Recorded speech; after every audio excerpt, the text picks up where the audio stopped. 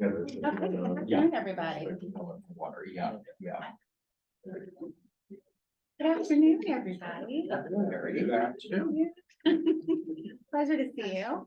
Brandon, you're changing it up today with your Yeah. seat, huh? Yeah. Trying to keep us on our toes. Yeah. Well done. Welcome, everyone, to our August meeting of the Overdose Settlement Advisory Committee. My name is Carrie Griffiths-Feliz, and I have the honor of chairing the committee, and I'll ask all of our committee members to go around and introduce themselves as well. And Dr. Serber, Dr. Payne, you guys can decide who wants to start.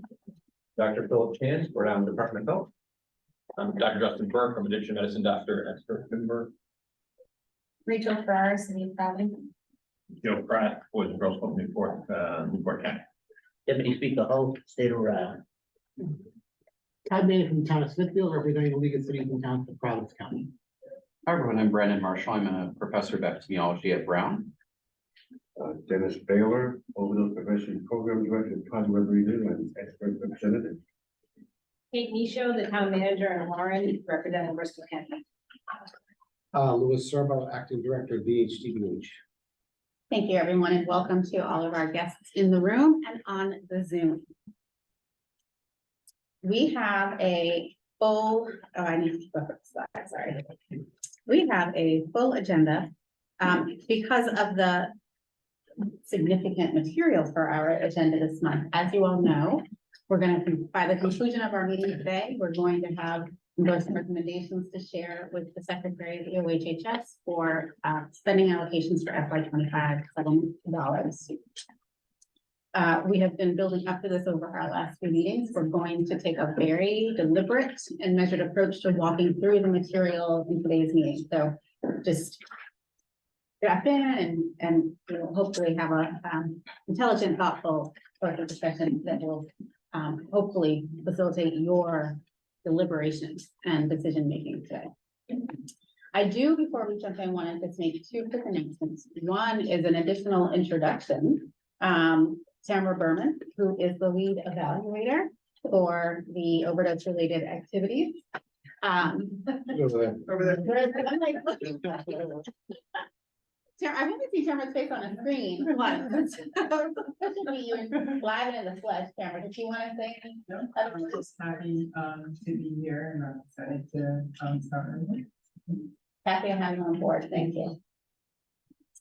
And we'll also just want to acknowledge that this is International Overdose Awareness Month, and the month will conclude with International Overdose Awareness Day. And just want to acknowledge that there will be activities going on locally as well as internationally to recognize the significance and it just underscores the significance of our meeting today. And welcome both of you ladies. Okay. Our agenda for today is on the screen. Again, the goal is to, by the conclusion of today's meeting, have some consensus from this committee on FY25 allocations of settlement dollars. We're going to start by reviewing what we discussed in the last meeting at our July meeting and some of the material that was shared then. We're going to re-present a condensed version of some of that material. Not new information, just re-presenting it, not going through all of the slides. And then introduce some additional information, feedback from the survey that many of you all responded to, and a discussion of the funds that we know are available versus what may be anticipated to be available for spending FY25. We're going to have public comment a couple of times throughout the meeting before we get to the point of voting for consensus, reaching consensus.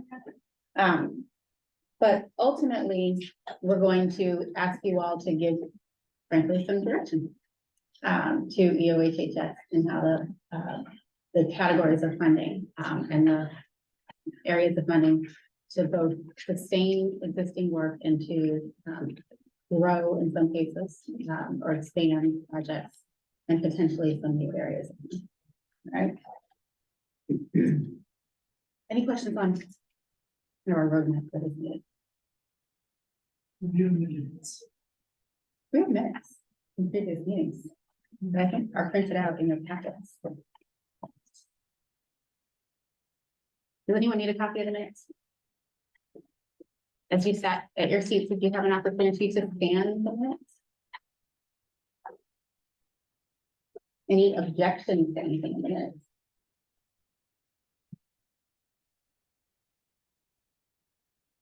We have not, no. We have not previously been voting month on the prior month minutes, but I will ask, if there's no objection, I won't ask for, I'll just ask for, vote right now. No need for motion first and second. All of, in favor of approving the minutes from the last meeting. I'll make a motion to approve the minutes dated, July 19th, 2022. Thank you. Thank you, Doug. Any questions? All in favor of approving? Aye. Thank you so much. Okay. We have seen this slide 1,000 times. As a reminder, we are in the marathon. But it may be helpful to just remind you, FY 23, we jumped in to this work thoughtfully, but expeditiously making recommendations for FY 23 spend when we had $20 million to allocate. Right on the heels of that, we had to quickly then prepare for FY 24, where we were down to about $10 million. And we did. And in a moment, we're going to just as a review reminder, remind you of those allocations. But then we had a little bit of an opportunity to pause and breathe and hear from some of our municipal partners and community partners for them to share with this community the work that they've been doing, spending settlement dollars. We learned a bit more about what is happening in other municipalities and how we are performing in comparison to other states. We learned a bit about the strategic planning process that the Governor's Overseas Task Force was going through, as well as other funds in the state that were being graded and woven with settlement funds to advance shared goals. Now for FY 25, we're anticipating approximately $7 million. I'm gonna say 7 million plus. We actually anticipate more than 7 million. But as you'll recall from last month, we don't know yet exactly how much money it will be. So my recommendation to the committee today is to plan for 7, and then when we have a blessing of additional dollars, we'll come back and make some provide additional guidance and suggestions for the secretary. But we're gonna approach today's conversation with what we know we have in hand of about $7 million of settlement funds for FY 25. You'll also be reminded that there are FY 23 funds that are still being spent in this current FY 24. There are FY 24 allocations that are in the process of being encumbered and to go through the purchasing process. And we anticipate that there will be FY 24 funds that may need to be spent in FY 25. I mean, we're not done with FY 24 yet, but we can anticipate that that may happen. So among the review slides, will include a rough estimate of the funds yet to be spent from FY 23 and 24 allocations. So just keep in mind that there's still that work to happen too, in addition to the recommendations we made today for FY 25. But you'll notice we went 20 million, 10 million, 7 million, you know, we knew this was going to happen, and we are moving in the direction of fewer and fewer funds per year. So we also need to be sensitive to the need to consider what we want to sustain versus initiating new work. We definitely you're probably already there in the mindsets of what do we want to sustain and make sure that we are appropriately allocating the remainder of our funds to. Yes, Representative Vogel. What is the actual number that we're dealing with now? Right now for FY 25, 7.1 million. 7.1 million. Another reason why I asked, I get confused, I'm going back and forth to actually understanding what I'm dealing with now. Yeah, and we're gonna walk through it together today. Hopefully, if it's still confusing, speak up, please. Yes. But the reason that I'm toggling between years is because we're still spending FY 23 dollars now. And we're still spending FY 24 dollars now. And that's what's kind of confused me. So if those dollars are already allocated for that year, They were allocated into different tactics. But to go through the state purchasing process and issue RFPs and select vendors, that has lagged. That's where the. Thank you. Yes, absolutely. Dr. Can you Dewar. remind us in subsequent years here what the breakdown is? Does it plateau out at some point? It just dwindled down. I don't think I brought my copy with me. I could probably look it up while we speak. We can certainly send out, there's a handy one pager. We can certainly send that out after. I apologize. I didn't think to bring that with you. I can say that it stays at around 7 million for a number of years, and then it comes the last of the years, like 13 through 18, it's at 3 million. With the settlements that we know of now. The new settlements may be only over 10 years, and so each of them are sort of over a different period of time, but it does go down to about, I think the last few years have been pretty dark. And I know that, this committee has discussed before that the value of evaluation and guiding how we allocate the remaining funds and, welcome Tamara. The evaluation will pick up, we'll ratchet up, and we'll have more guidance in the future, frankly, than we have today. Because much of the spending is still pretty recent, and early for that. Okay. So. Let me actually hand it to Marty as she typically does, give a brief, it's gonna be brief, but a brief overview of where we are with the procurement of funds. I'm gonna make one announcement, and then I'm gonna hand it to Kathy, who's gonna talk about planning that we have in good stead for our housing work. But the announcement that I can make today is that for alternative overdose prevention, we can announce the Safe Landings program, which has been procured by BHDDH, going to VICTA. So VICTA will be running our Safe Landings program, and it is a post-overdose program for folks who have left the hospital and need a place to be. Linda could add more about it if you wanted, but we're excited about this program. Did I leave anything out? It's just a gap. People have been kicked out of treatment, they don't know where to go next to individuals coming out of the ACI that are really high risk. So it's a gap service for 30 to 45 days. And it is braided funding with the settlement and SOAR, state opioid response dollars. So that's the biggest announcement for this month. And Kathy's going to bring us through some of the planning that we've been going on in an interagency way around housing. Hi, everybody. I like to sit because if I stand, I pace back and forth, if that's okay with everyone. So I just wanted to start us off and say that I want to give a little bit of a diagram of developing a pipeline and like what permanent supportive housing is, because there was conversation in our last opioid settlement about there's a difference between recovery housing and permanent supportive housing. Both are equally as important, but permanent supportive housing is really looking at capital, which would be the units or apartments or the buildings operating, which is the subsidy. And then we have flexible services, meaning flexible services that are really harm reduction focused, that are meeting people exactly where they're at and providing them with case management services with the purpose of keeping them housed, because the requirement under the Housing First Principles is really to sign a lease and be able to maintain the lease and follow the terms of that lease.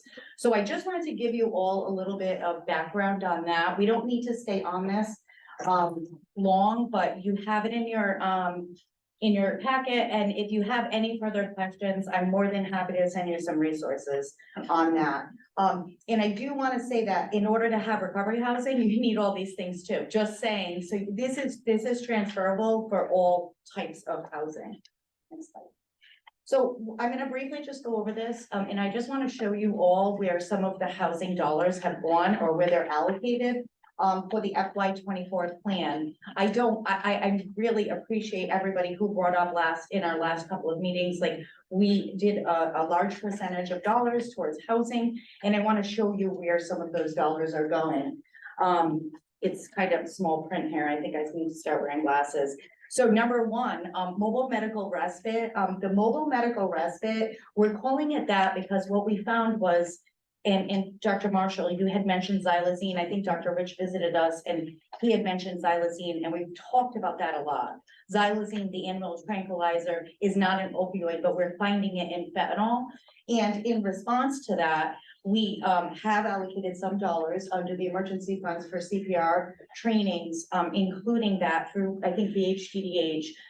But we also have heard that there's a lot of wounds that are attributed to xylazine. So this is one program that we talked to our existing partner on the medical respite project. And they were willing to create a street medical team with wound care specialists to go out into the community and meet people literally where they're at and work with our peer organizations. I always like to highlight this. I think the most amazing thing about this, the way it's rolling out, is we also included a peer who is providing stigma training inside with the nursing organization to make sure that they understand the type of treatment that they should be giving out in the streets to people who are actively using, people who use drugs. And also, we have made sure that our peer organizations are part of this entire process from the beginning. So that's one of my most exciting ones. I promise I'll go faster through the rest. The harm reduction implementation incentives for housing and homelessness service providers, that's really creating a stronger relationship with our with the Department of Housing and their funded partners and really trying to encourage harm reduction services inside permanent supportive housing, shelters, the warming stations that we had and so on. Expanding supportive service partnerships, that's continuing to expand and expand with the EOHHS or the all partnerships across the board and continuing to link those partners with the folks that are providing housing services. Housing first policy, stigma training and technical assistance, equity supports, language line, documentation assisted devices. I think that one is super important, especially because this body has adopted equity as a priority. It's also in the Johns Hopkins as equity is extremely important. So we want to make sure that we're funding that. 24/7 navigation center supports. This is basically the supports for the warming stations, what they were called. We're now calling them navigation centers.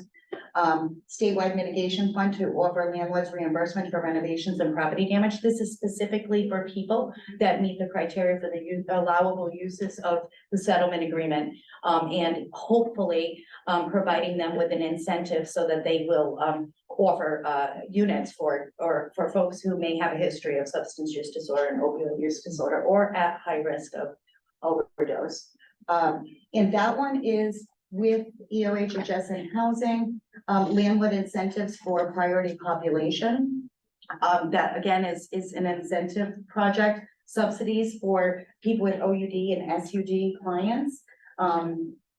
Again, that is trying to make sure that people actually can pay. That's the operating that I had talked about a little bit earlier. Life skills, increasing life skills in recovery house rates. That's a typo, sorry about that. Or not grammatically correct, for projects to accept families with children. We keep hearing that there's not enough for families with children. And also, very, very important is to fund folks that are interested in opening units or beds or properties for ADA and class. And reentry and housing essentials, vital documents, care packages for incarcerated individuals. And that was a lot. So you see the total there. I'm not going to go through all the numbers. You have it in front of you. But I also want to just show that the most important thing, and I kind of skipped that, is that these are partnerships with BHTDH, Housing, EOHHS, and the Department of Correction. So right now we are in the process of putting an MOU together with the Department of Corrections. We're in conversation with the Department of Housing, and obviously our sister agency, BHTDH, we're in constant conversations on a work plan to try to target all 11 of these areas. So, questions? Yeah, I'm sorry, I know we're short on time. For number 9, can you explain a little bit more? How can clients access subsidies? What is that? So we talked to the Department of Corrections mostly. They actually have a project right now for people. I think it's the Department of Corrections, correct me, because I know you Is don't know. number 9, the subsidies for OUD clients? Yeah, I believe that there is actually a project right now that they have for sex offenders And we're kind of try to, we're having conversations about how we can possibly work with reentry to provide those subsidies. But that's not available currently. Now, there's a work plan that's already, that's why there's a dollar amount, there's a budget, there's a work plan. We're working with the Department of Housing and the Department of Corrections. Basically, I spoke to the Department of Corrections and said, give me your wish list. The main things on their wish list was number 11, and that's the reentry and housing essentials, vital documents, because people cannot be housed. They can't get a job. There's so many things they can't do without it, and care packages. So when then somebody's going into a recovery house or a new apartment, they have those type of. The reason that, Kathy's going through these housing allocations in particular today is because it's a big chunk of money. And it's been, among the slowest to start spending. So we just wanted to provide some explanation of what is in the works. And you can also, understand why it's a little complicated with leading so many agencies together. Yeah. Dennis? Yeah, so I guess that's part of my question, if you give me if I'm missing it. RFPs have already been, so this is. This is in preparation. This is saying to you, you all said, when James Rajat, you remember, did a presentation, and he said, there are different kinds of things that we can fund in the housing world. And other people are building housing, so we're not, and you all said, it doesn't make sense to spend this money to build houses, but this money should go for the supportive services that wrap around housing being built, so that folks who are in it have a chance to be successful. And so the group, the staff team, and it's Kathy and James and others on James's team and others in these other agencies, went through and said, these are all of the things that we think can add up to the amount of dollars that we have. And here's how we can braid funding with others and work with others to spend these dollars in the most effective way possible. So all of these will be going out to some sort of procurement. The one thing, the mobile medical respite is procured, but the others are not. Yeah, Sustainability, the funds that we're looking at here would be for 1 year period, so we can. I think that all of these were for 2 years. According to the budget, most of these were for 2 years. I think it was all for 2 years because I went over the budget with James Rajat's housing team, and we put the dollar amounts in. So basically, as Marty said, there will be RFPs, and you can see like where some of the agencies where we're going to MOU with them, which means a memorandum of understanding. Because they're state agencies. So RFPs will be coming out shortly. The work plans are designed, and that's why I was able to at least show you what the topics will be. If you have thoughts, if you have ideas, Please. comment, maybe not right now, but you can express, I mean, if Carrie thinks there's enough time, but we can do it now. But if this isn't for you to ponder over and let us know what you think. Carrie does not think there's enough time right now. That's fine, maybe.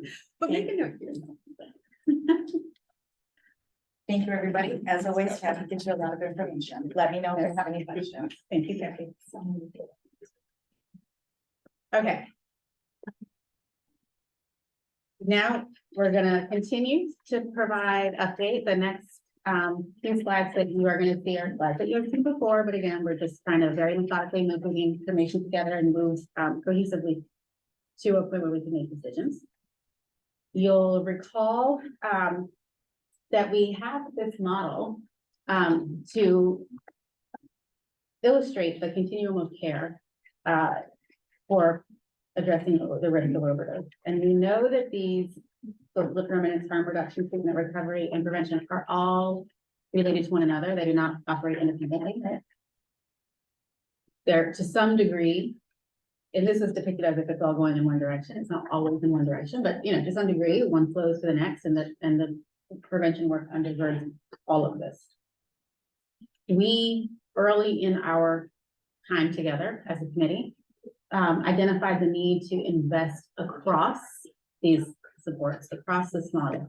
We actively chose not to only invest in one area, but we also discussed while we're investing across the model that we might want to change the relative weight, the proportion of funds that we're investing in one area over another over time. So for instance, this committee recommended that we invest more in prevention as time went on. That's what we're doing. Okay, but this model is very familiar to you, still applies. Also very familiar to you are the guiding principles that this committee endorsed from the Johns Hopkins group. Principles 1 through 5 listed are from Johns Hopkins. We added 6. So spending money to save lives, using evidence to guide spending, and generating evidence through some of our spend, generating evidence, investing in youth prevention in particular, embracing a focus on racial equity, and developing a fair and transparent process for developing our funding recommendations. I'm going to posit that we are doing a good job of adhering to these principles. We kind of gut check them each time we come together. As a group, we decided to add the 6th one to consider future sustainability in all recommendations, and that is increasingly important with each new year of allocations that we're making recommendations for. So I anticipate that I'll hear the word sustainability many times in today's conversation, and that makes good sense. Okay. So these still apply. And then finally, the Governor's Overdose Task Force identified a number of priorities very consistent with the last 2 slides. So very consistent with that model of continuing supports to address overdose, very consistent with the guiding principles that we endorsed. Ensuring racial equity and eliminating disparities, building strong governance and community engagement, expanding data capacity and surveillance, and on and on. I'm not going to read them all because you all can read them. But no surprises here. And I would venture to say no objections, right? We're still very comfortable with these priorities and with close working relationship, soft partner relationship that we have with the Governor's Overdose Task Force.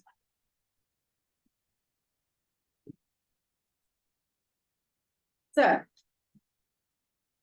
am I okay to say by silence, you're reaffirming your commitment to those models, to those principles, and to those priorities?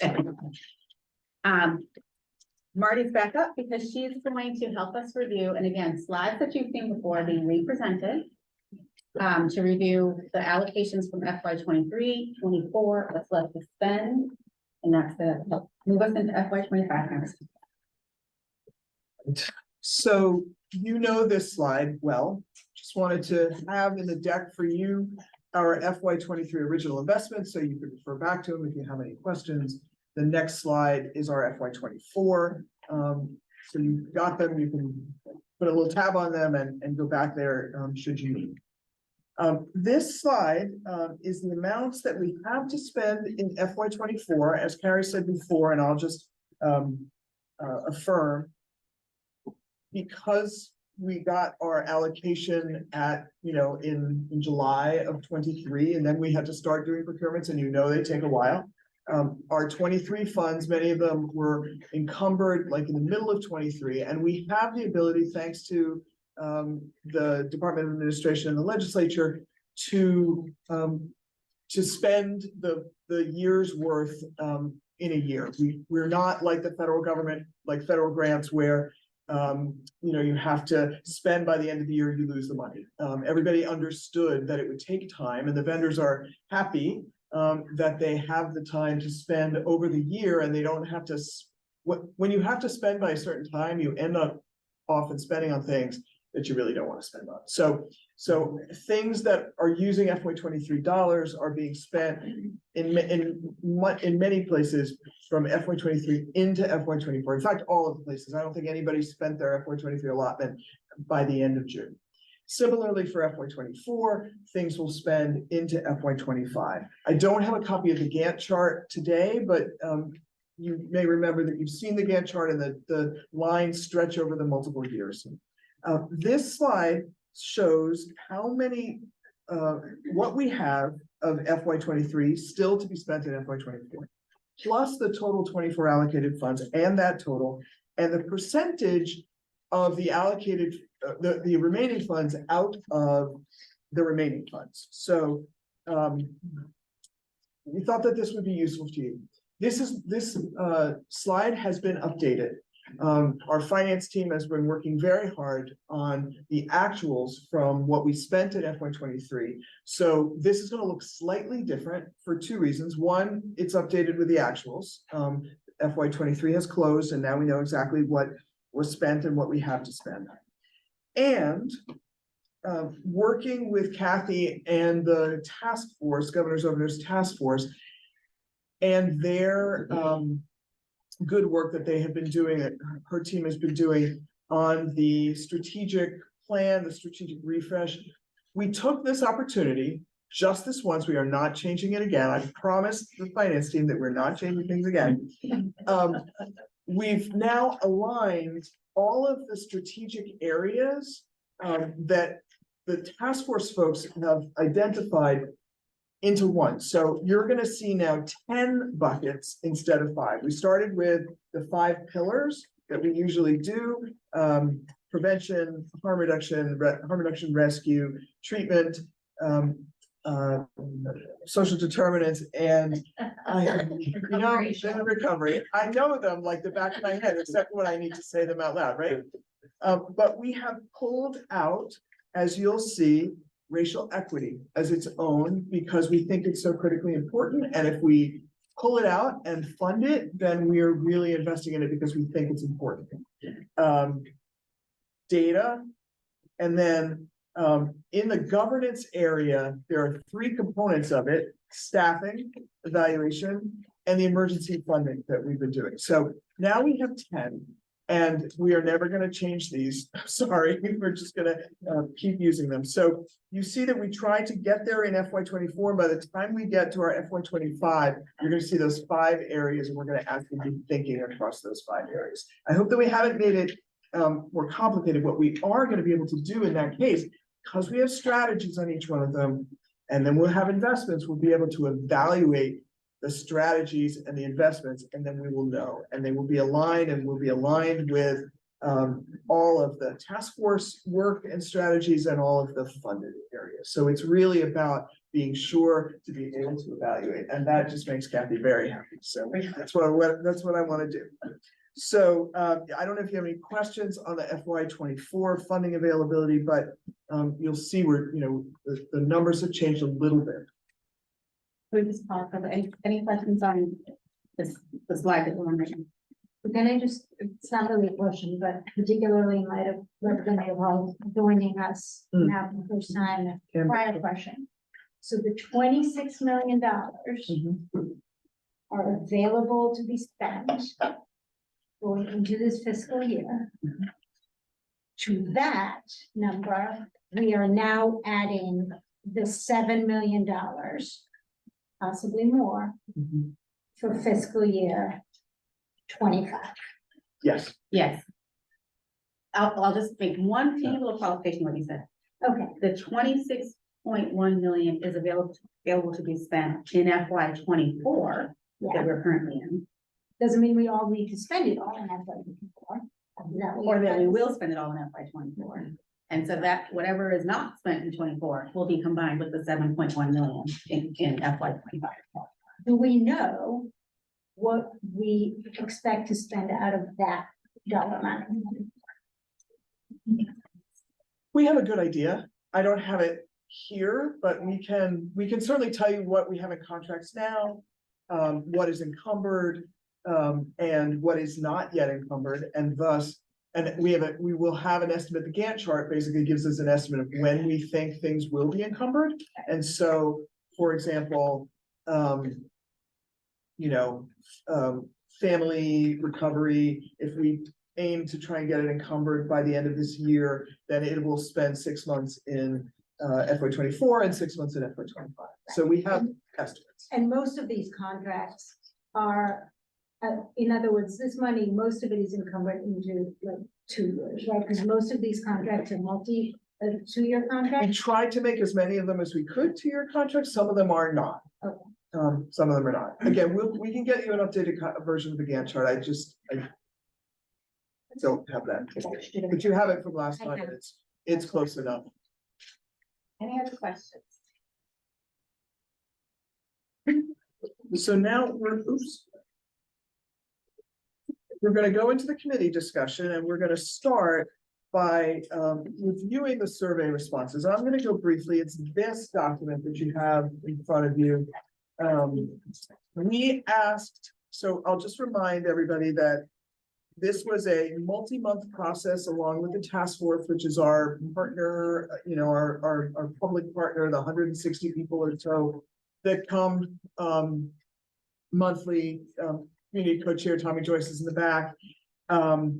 And the work groups of the task force gave their recommendations on what they thought was important. And we did a survey just with the OSAC members for you to be able to think more deeply about what you thought about the recommendations, and then we can reflect this back to you. So I'm not going to go through this whole long document, but you will see the areas of work. And they match up with our mostly our 10 points. Communications is pulled out separately. It's the only one that is, and then staffing, governance, and emergency funded together. And you're gonna see, we asked you on a scale of 1 through 5, what do you think is the most important and the least important? And then we asked you for general comments. The one question we didn't ask you, which if I could redo it and do it again, would be, okay, what are your top 3? But we hope that you've thought about that, and that's gonna come up in our discussion that Carrie is gonna facilitate. What do you think are the most important? But this at least allowed you to look through and see what you did think was important. So, I won't read all of this, but as we start talking about this, you can use this as a reference just to remind yourself what you might have thought if you wrote any of these. Obviously, we kept this anonymous, but if you want to look at any of the general comments, I will note that there was a lot of support for a lot of these. There were a few that had 4s, which were toward not supporting. A couple of people got to a couple of these got to a 5, but for the most part, there was some good support. Some of you did note, for example, that racial equity, in my view, this must be amongst the highest priorities. There were a couple of people who did say, all of these items should be high priority when we got to recovery. And then some folks did say, out of the recovery pillar, these particular ones, and we note that, are the programs I would probably put at the top of my list. Some of you noted that, for example, infrastructure for statewide centralized naloxone hub should be part of general straight operations, general revenue, and not OSAC. And so that is a understandable and arguable position that some of these should be funded by the general revenue and not the particular settlement fund. So any questions or thoughts that this raises for you? Let's go over it broadly.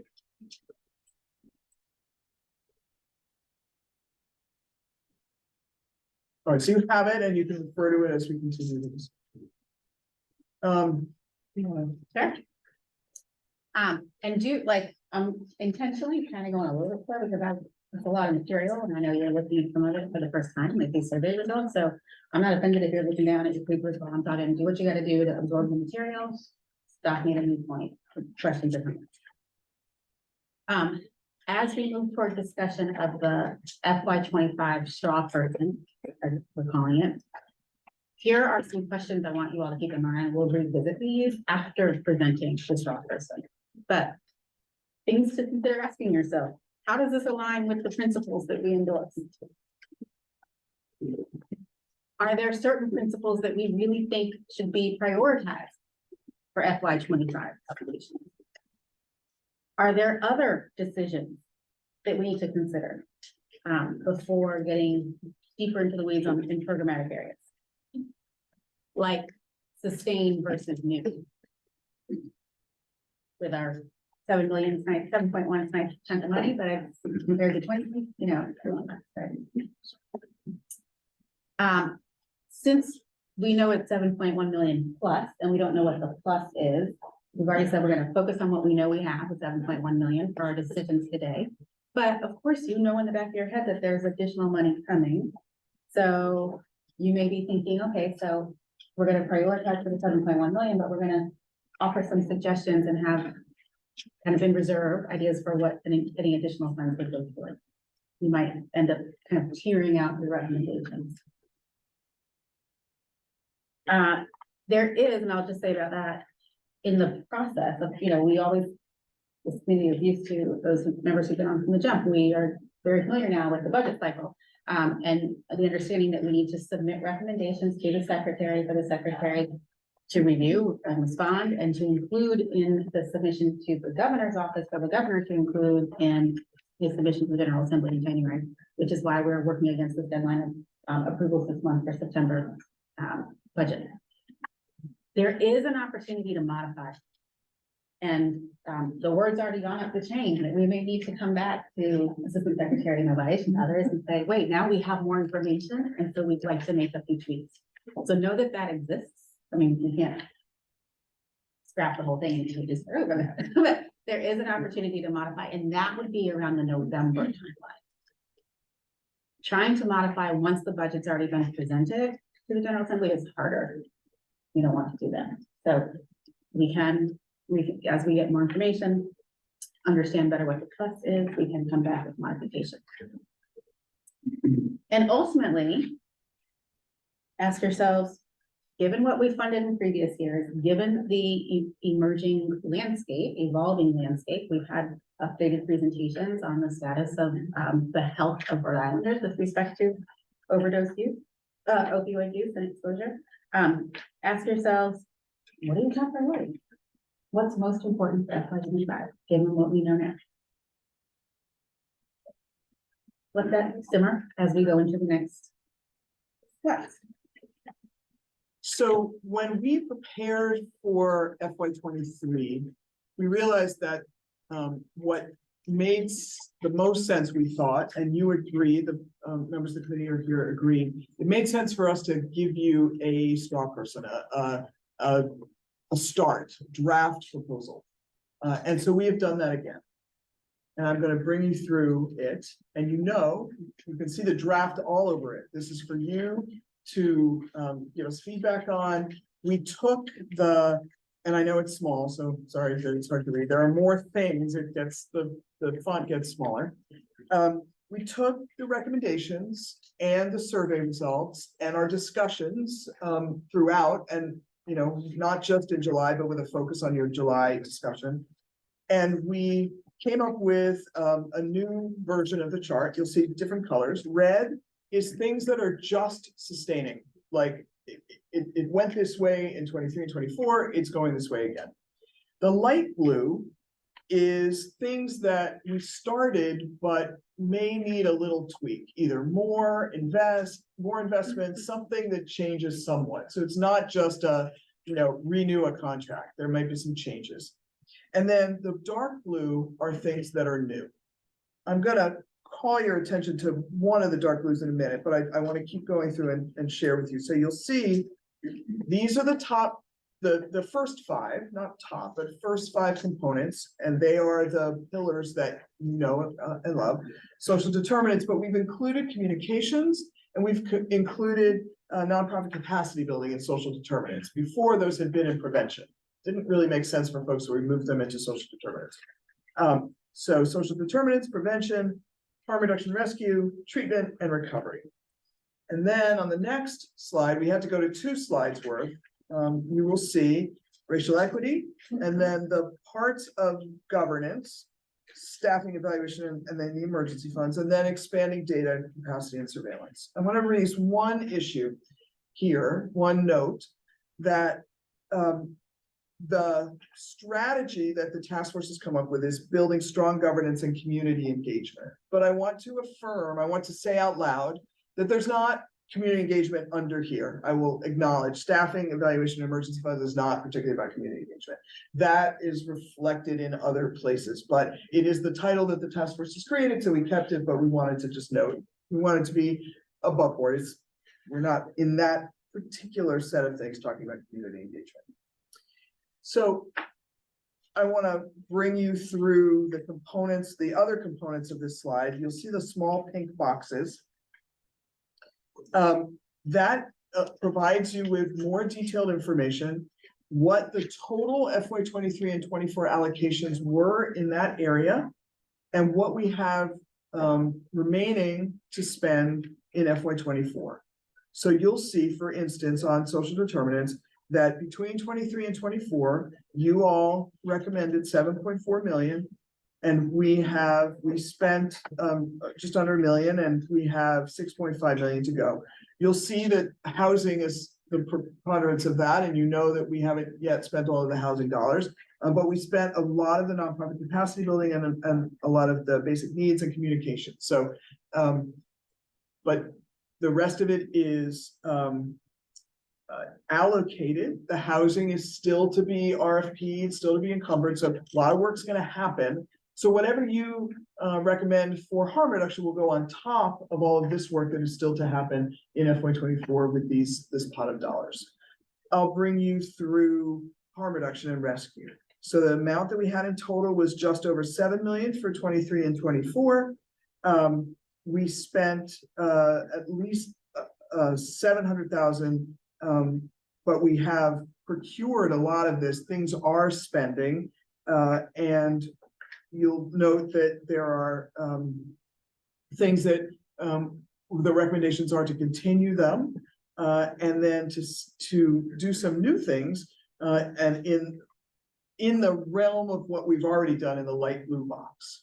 Right, you'll see obviously the same in the social determinants. One, just continue on with the nonprofit capacity and adapt and maybe expand some of the other components.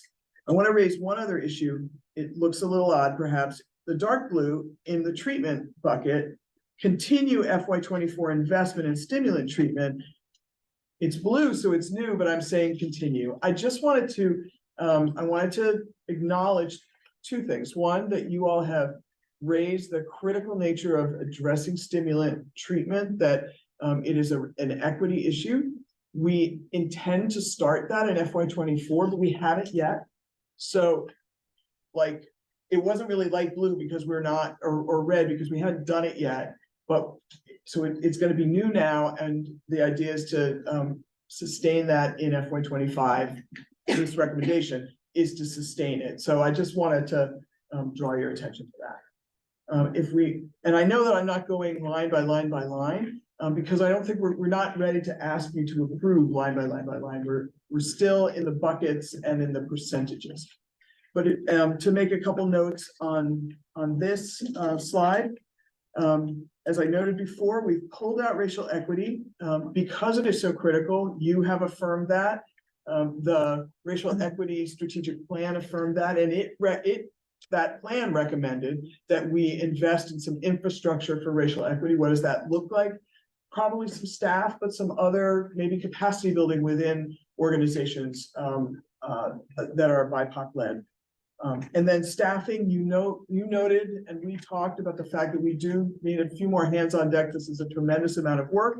And you can see what we have to spend, and that the staffing needs that we have, evaluation.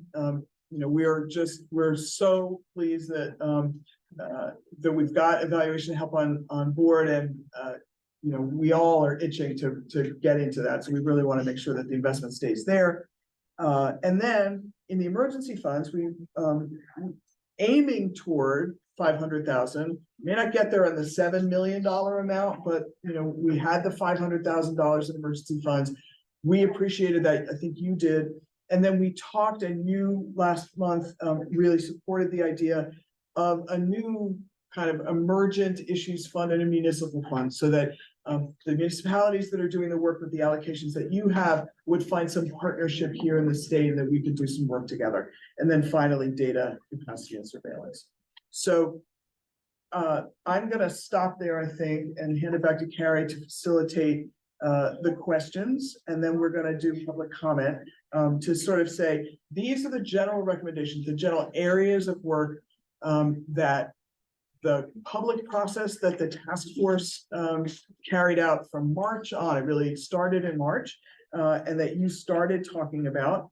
And then once we do that, we're going to go back to the draft percentages that you talked about. We have some updated draft percentages and some actual numbers to show you. Well, Representative Holt. Can we go back just to the emergency fund? I see in red 500,000, and then I see another, so that's $1 million, correct? Mhm. Ready to go. it is a reflection of the recommendation that we, But two different, one is allocated to support municipalities It's $1 million, specifically. correct? The other, it's $1 million total. Yes. Part for municipalities specifically. And then part for not limited to municipalities, it could be nonprofits and other. municipalities and other emergent issues, Yes. like CARES. Yes. Confusing. Okay, thank you. I'll tell you, we had a $500,000 emergency fund. What did we do with it? Xylazine was an issue and we needed to train providers in CPR. We've spent it on that. The warming station, now called the 24-hour, 24/7. Yes, what she said. Needed support around preventing overdose or fatal overdose, and we were able to use those dollars. So things that we had no idea I'm about. not worried about it. I mean, Yeah. to be transparent, it should be $1 million right there, no matter how you look at it. This is ready to go and you were asking for another, and you didn't spend the other, correct? Well, we spent most of, we spent a lot of the 23, the FY 23. We still have a little bit, there's 93,000 left to spend in the 23. It's not reflected here, but I know that we actually did spend those dollars. Yeah. And we are now under the 24, $500,000. So, Okay. Thank you. I think what the deputy speaker is saying is like, I can understand his point. It's $1 million in a pool, and why is it divvied up 500,000, 500,000? Because no matter what, it's gonna be used in an emergency or an emergency fund. So, yeah, am I right? Am I dovetailing? You're what you right, said? you're right, because it only gets confusing as I go Yeah. along. At these others here, you know, yeah, as you get specific. Yeah. And I made that one simple on purpose. And that's just my point. Okay. Jeff? Part of, perhaps the emphasis on the municipality is the committee spent a lot of time talking about some of these dollars went to municipalities directly, but there's such small amounts that if we could leverage those dollars with some targeted money from this group, perhaps we could have better impact. That's, I think. I don't have a problem with it. I really don't have a problem. I have a problem with how it's presented. Yeah. That's it. Other questions or comments? You look like you're about to say something. No. They always.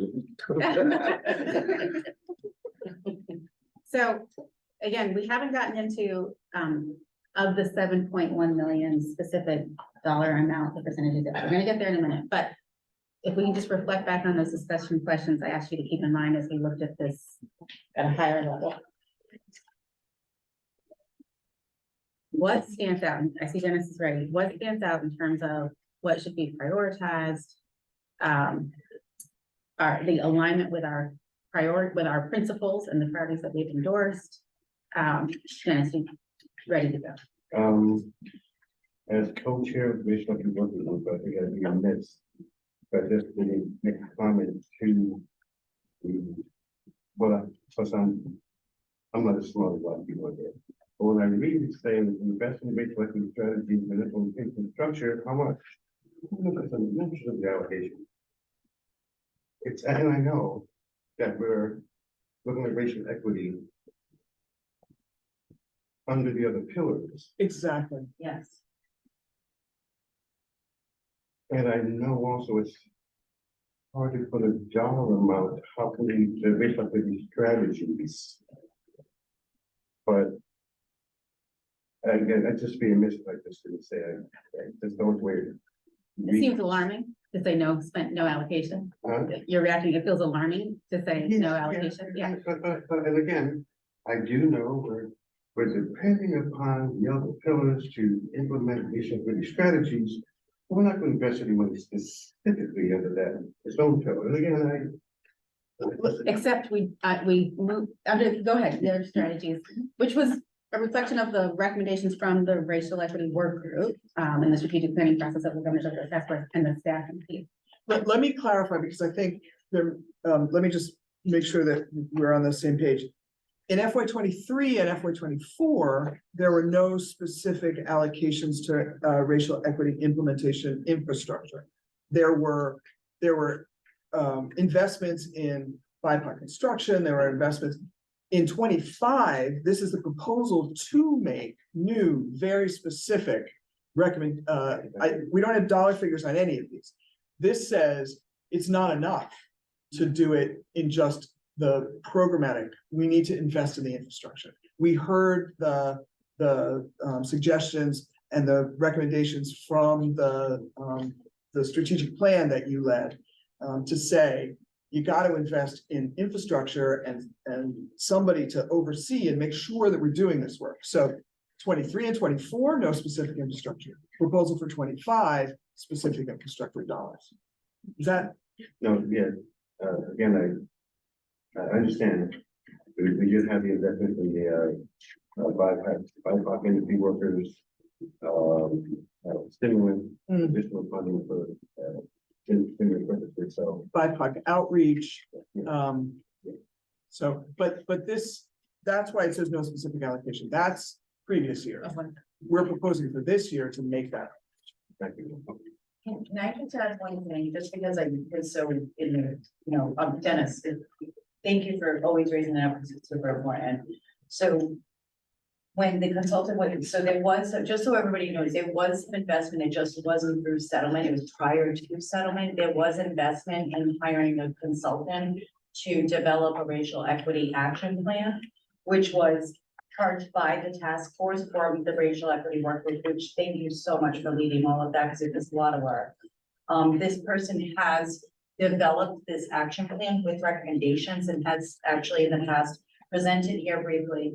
That has been sent actually to the governor's office as well, because that was part of the executive order. And we are hoping that this, based on the recommendation from the task force and based on the survey, which is showing very strongly racial equity, that we can build the infrastructure, meaning having some, being able to actually take the next step in implementing what was already created from that the recommendations.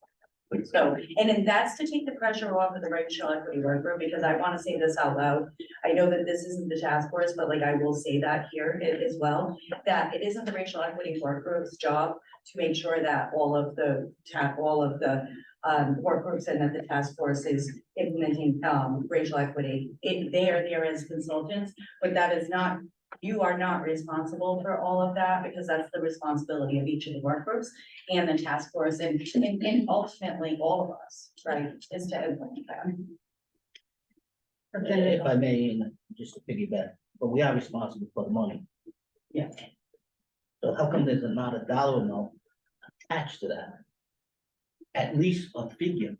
You Because in the attach an extra previous 500,000. year, it was, the dollar amount was folded into the other pillars, that's why. In the previous years, it was captured in the other pillars. So Now going forward, we're saying we need to be specific and carve it out. but it's a brand new project, so there should be a number attached to that. In subsequent slides, we're gonna get there. Okay.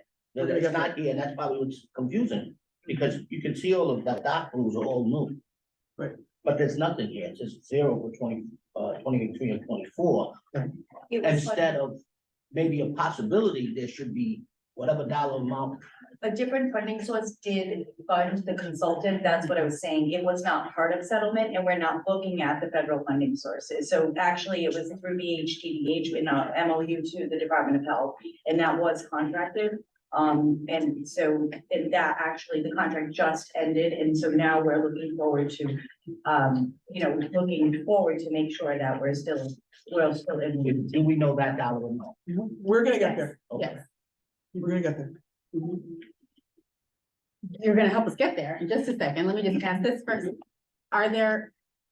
Is there anything that's been presented thus far? We're still on the journey of the meeting today. Anything that's been presented thus far that is inconsistent with the guiding principles we adopted from Johns Hopkins, or inconsistent with what you as experts on the committee understand to be priorities for, given where we are August 24th, 2023, in our experience of this. I don't think there's an inconsistency. I think one thing to bring up that we've talked about is, I think I have a little bit of concerns of using the percentage buckets where it feels like we are distributing based on some like subjective feeling with no new data. We just spent a lot of this, money, had put it out and have not received any data of what is working. And I still think it's challenging to follow the principles of what saves lives and what's evidence-based. And so making changes, I would almost argue if possible within the system to almost delay or have more money into these flexible funds that could either be used in an emergency, used in some type of emerging issue, or an innovative pull mechanism. So rather than us pushing money at a somewhat arbitrary percentage, or clearly not obviously completely arbitrary, but having pulling of like, this is a great idea, where if there was only funding that could rapidly address an issue, might be better. So my only concern is by creating these percentages, now we're committing ourselves without more data. And we'll do that. I hear you, and, yet we're gonna percentages again. I don't wanna be dismissive of, I fully understand what you're saying. And I know you fully understand this too. The reason that we're presenting the percentages is because we don't have exact dollars. And but actually we have broken it out by dollar too, giving us like $1.50. But it's a way to compare, quite frankly, to what was allocated in previous years. So we're gonna show you what was presented before, to your point about why make any radical changes when we don't have information that would suggest we shouldn't yet. We don't know if it's good, bad, or indifferent. So we're gonna show you that comparison. Following along that same comment, so we know that the funds for FY 23 and 24 are going to go into 25. So if we were to say, let's wait, I mean, just like, this is just out of the box, let's not allocate the 7 million until we, and we're not pulling any money out because these programs are getting off the ground until we can get the data to see how effective it is. And then a year from now, we'll have that money. I don't know, what is it, would he be precluded from holding back on earmarking the 7 million or allocating the 7 million until we have some sense of how things are working, because the train's on the tracks, but we don't know. You know what I mean? Like, what's the practical challenge with doing something like that? Yeah, the timing is the challenge, and that we have to we need to put something in the budget now. We can modify that in November. Going past November, it's harder to modify.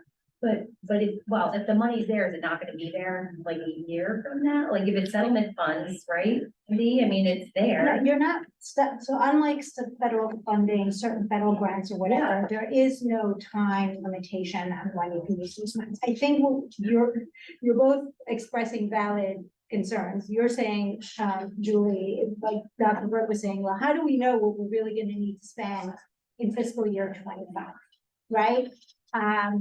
Like 2 years from now. And let's be honest, we're talking about not a lot of money here, $7 million, right? In addition to a lot of money that's already here.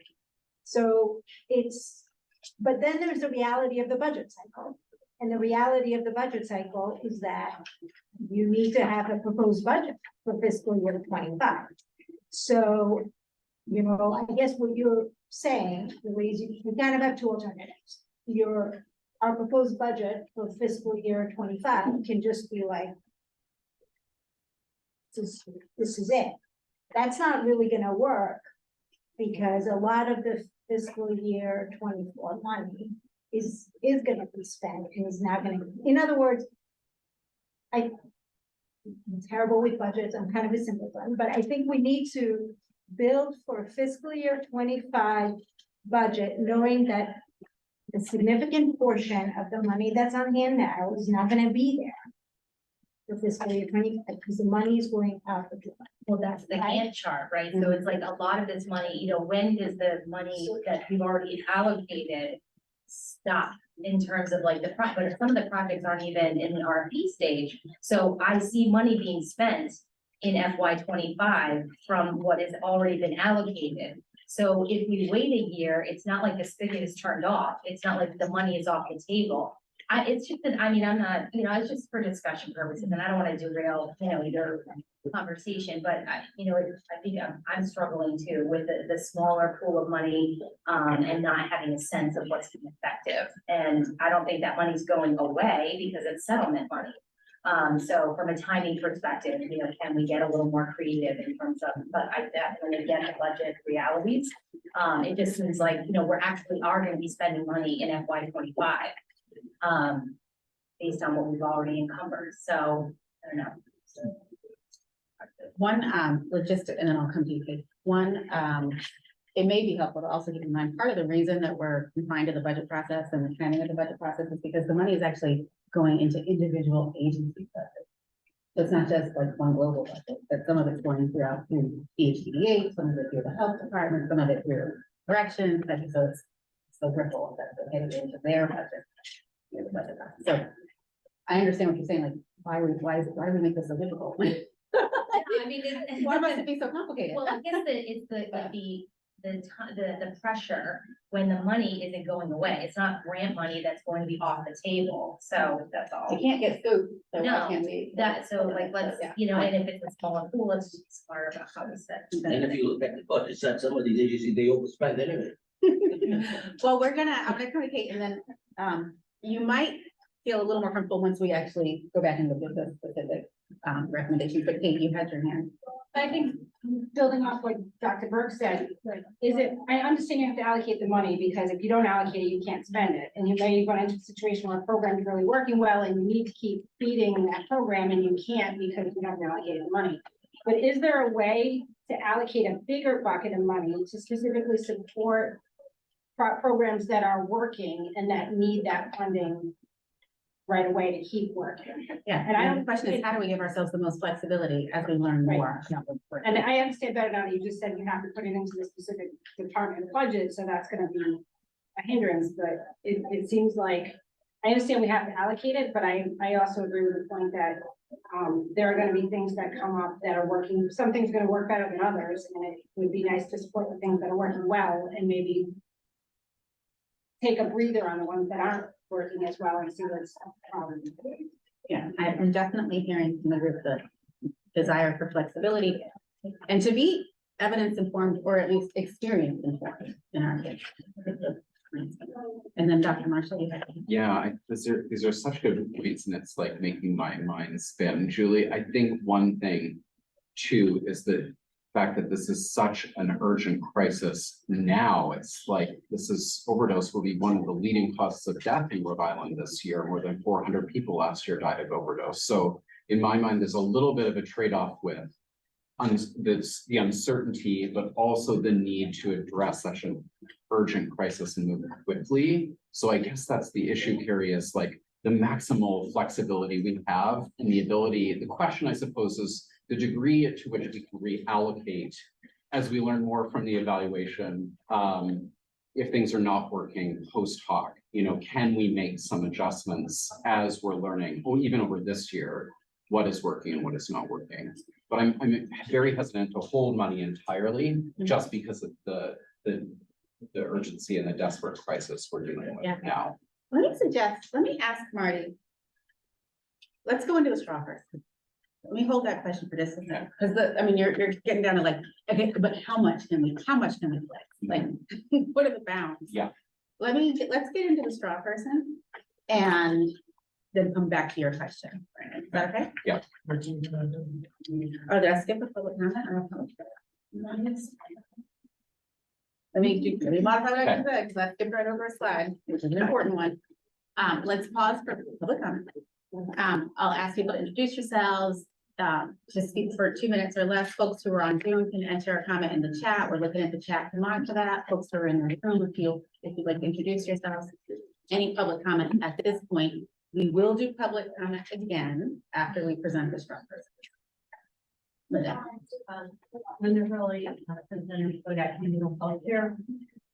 have a question. I'll make it quick because I also have a comment. I just need to come back, but again, I am not a budget person either. I'm a beautiful CFO that does everything for me. But we're looking at the $26 million. that 26 million plus the $7 million, what I've been hearing. And I've heard words as allocated or encumbered, or, so the 26 million, is it already allocated to somewhere that you want it to go?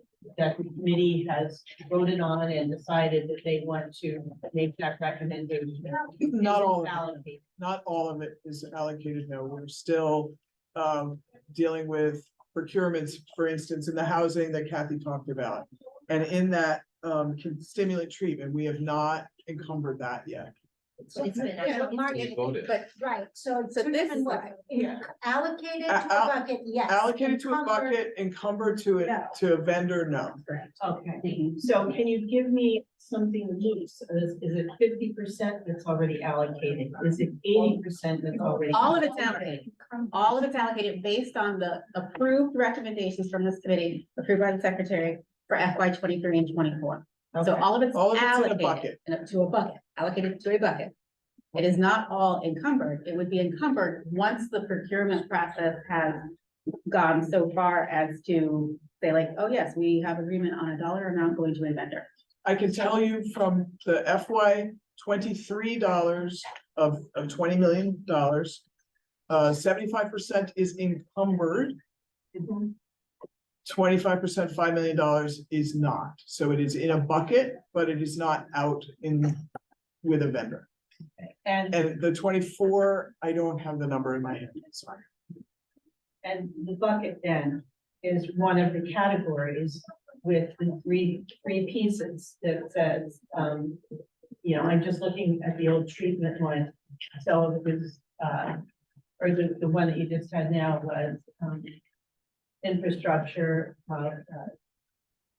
equity, and one other piece. Mhm. And I'm being very, focused on opioid treatment, not just other opioid treatment providers.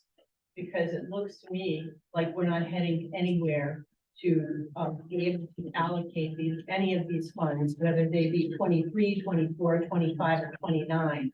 It doesn't look like from here that there is a possibility for there to be allocation to then be encumbered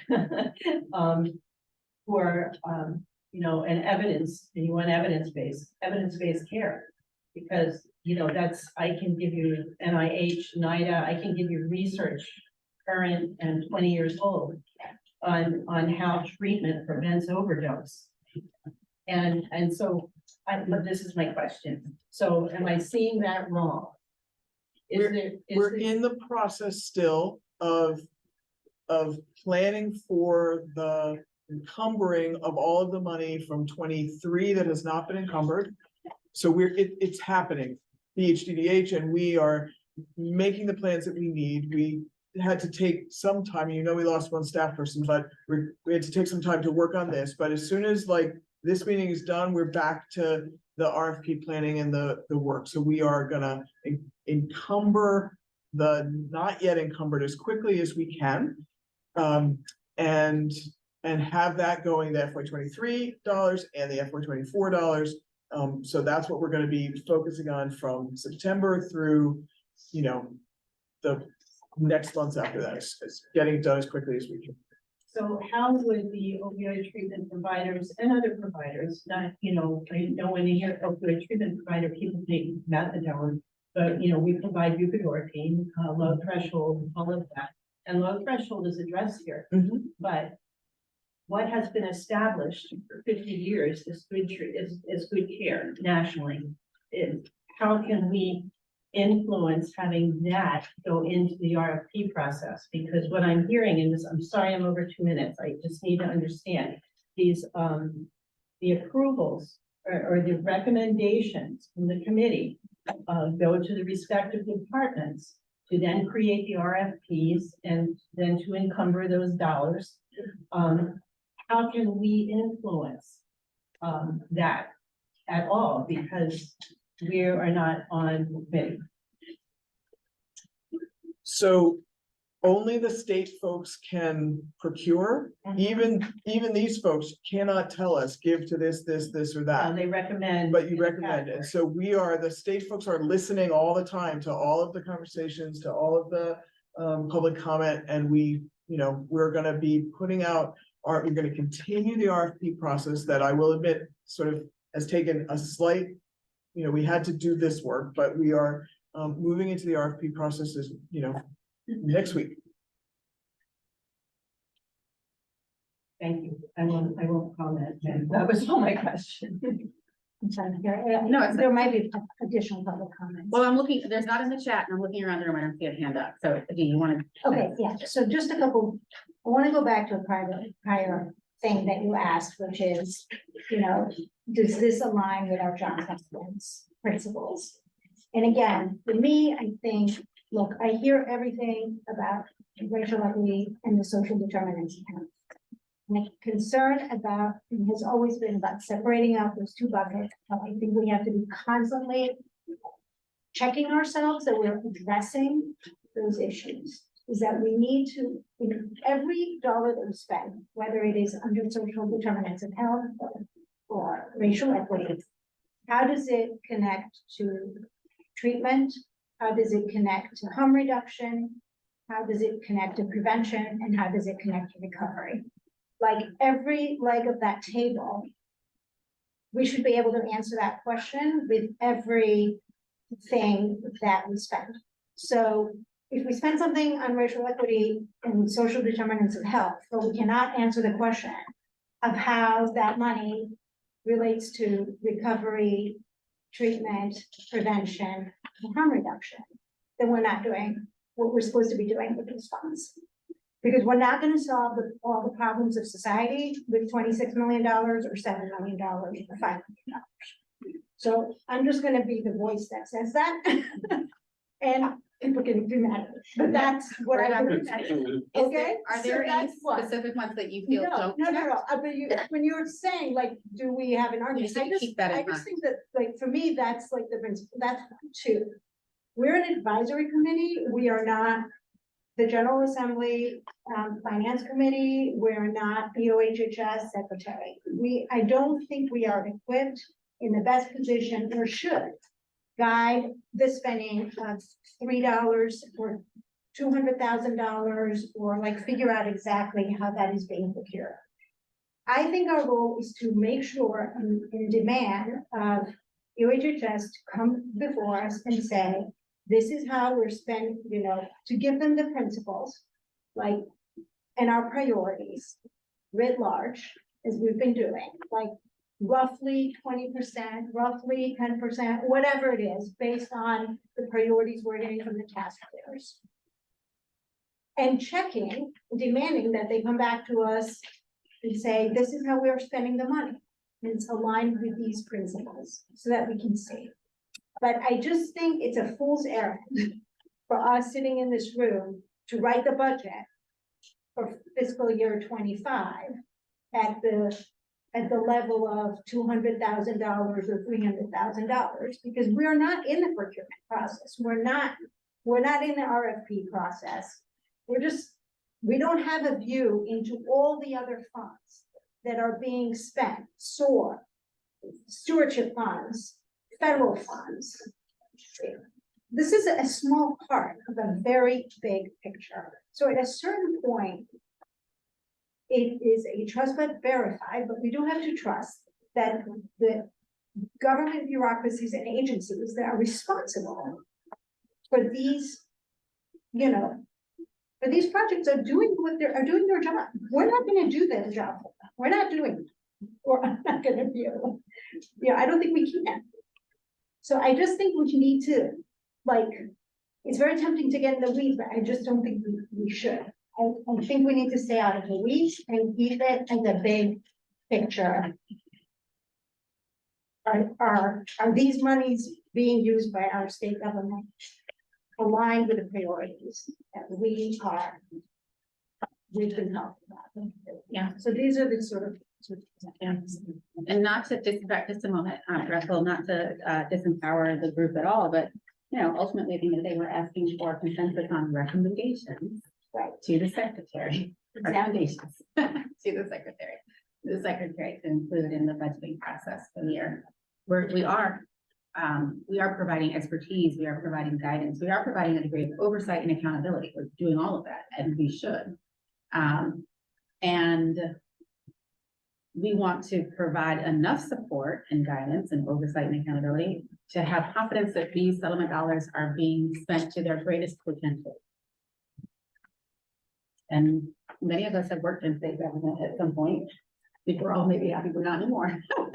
But we also know that we then work in partnership, with no offense, in large government, to execute on that. And, so, you know, we have a job to do, and we're gonna do our job and provide that guidance and all those other, those adverbs or whatever nouns that I said. I'm not a grammar expert, but, ultimately, there is a degree of, let the experts in procurement do that expert work. So I hear that point. We wanna make sure that we're providing just enough of guardrails to be confident in what we're doing. So, Rec. Yeah, I wholeheartedly agree, and we do have a responsibility, and I don't quite agree, but we do, and that's the only reason why I'm sitting here, to give some guidance and support to other people once we get the money out to them.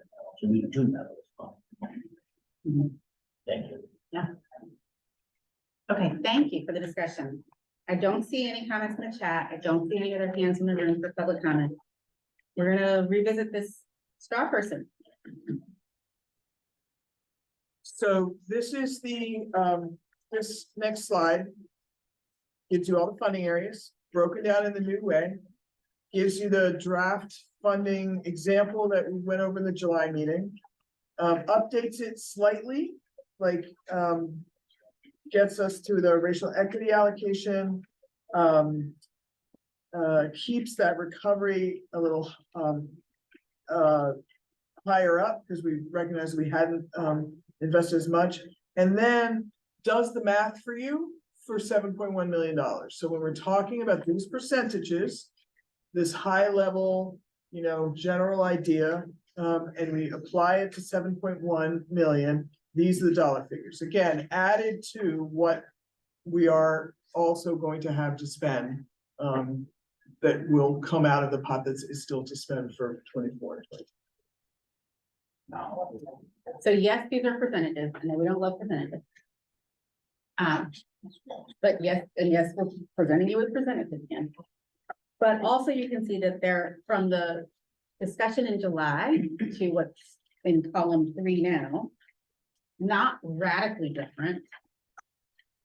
And if you compare these percentages with what has already been approved and allocated, not fully encumbered, but allocated from 23 and 24, there are some shifts, but nothing radical, nothing that's saying like, well, why are we throwing that out, you know, whole hog and abandoning that and to start something new that we don't know that the first thing wasn't working fine the way it was. So, with this view, let me just pause real quick. Any questions on what this slide or reactions, strong reactions to the slide page? Just a question, could you explain a little bit why data is now pulled out as in a separate line item instead of being integrated in each of the spending categories? Last time it was in prevention, which didn't feel like it felt like it was just appended on to prevention.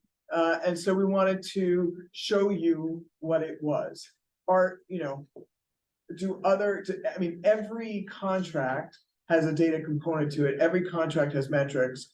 But this is just like the data focus, and it's really mostly with the Department of Health. And so we wanted to show you what, you know, have it be in its own bucket.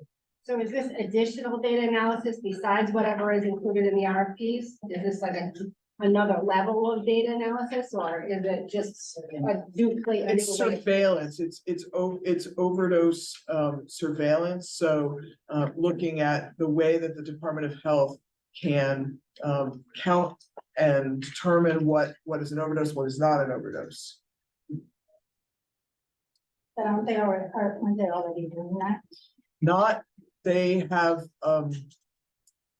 they do not have all of the infrastructure that they need to do that.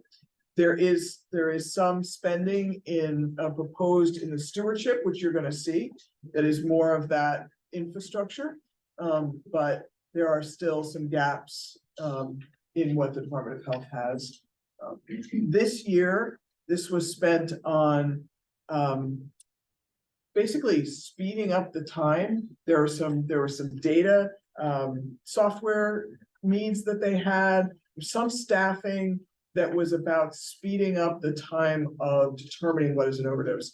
I mean, folks are already concerned about how long it takes to figure out what our overdose numbers. We only had our our calendar year 22 overdose numbers in June. So it takes 6 months for them to figure out what our numbers are. If we were able to do that more quickly, we would be able to respond more quickly, is the argument. I just add the word fatal, so when Marty's talking about that, non-fatal, we need to have a really fast response to that, to be able to respond to non-fatals, because that means somebody did not die, but the fatal overdose data is what we're talking about with putting it out, because that's what we're all here for, is to save lives and to improve the results.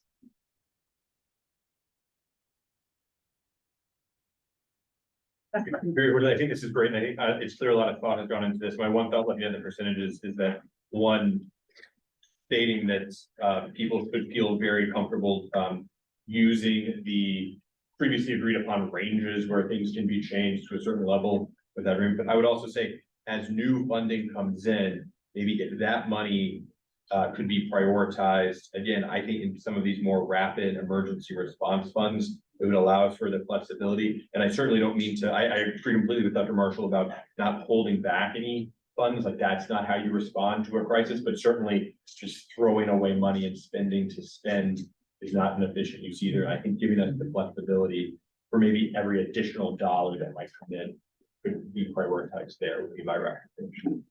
So I appreciate that, and I'll ask you all to also weigh in, because again, it's 7.1 plus. And as we figure out what the plus is, what you would recommend as priorities for allocating the plus will be helpful.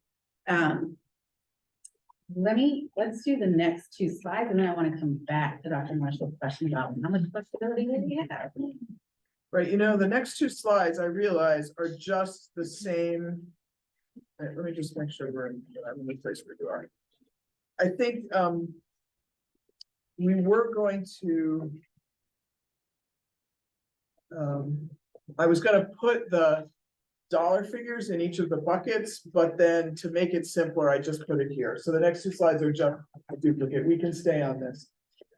Let me also just say, and if the assistant secretary has other things to add here, her wisdom would be helpful, but in terms of the flexibility, we do have to put something in the budget. We have to give them numbers, but we can, in the first year, we were able to give them sort of really estimates, but we can, with our percentages, give some estimates that we can then feel comfortable in firming up later. Is that right? Yes, that is correct. So I have the time to do that. Can I ask you to expound? So, I mean, people are familiar with the budget process. We have initial proposals that we need to present internally, to be vetted internally. That is really at the high level, and we have the time to then get more information from everybody and better affirm and develop proposals for the budget. That is an initial phase. We then, and that goes up to September, hence this conversation. Then you have those months between September and all the way through the introduction of the budget by the governor in January, February, for it to be more affirmed in terms of numbers and decisions and so forth. But even after, we all know that the legislators vote on that budget towards the end of the session. And so if there are still changes that need to be made, we can make adjustments to the decision. We call them decision package. So for every new proposal, if it's a new proposal, we need to develop a decision package that explains the rationale, the savings, all of those things. If it's just the core budget that we've developed and that we are just funding kind of the same things, we don't need to develop because they are already incorporated in our base. And so we then have that flexibility between the introduction of the budget and the passage of the budget to still make changes. I mean, honestly, I believe this is new, and while the money looks like a small dollar amount, one could say it's more than we ever had. Anyway, we just have our evaluation starting now. I will strongly suggest or encourage you all to think through that we do not want to make changes again now, that we may want to take the time to evaluate, maintain what we are doing, because it appears to be working. It may not be perfect, we may be able to do things differently, but what we are doing now looks to be working. Can be better, absolutely, we all want to improve, but let the data inform, and so if we commit to what we've done so far, and then we have 1 year of the evaluation process, we can start looking at that and ask ourselves, because we're gonna need to get there. What is that needs to be sustained? Absolutely critical that we wanna do. What is that the data is showing us it's not really working and we can drop off of our menu of activities and things.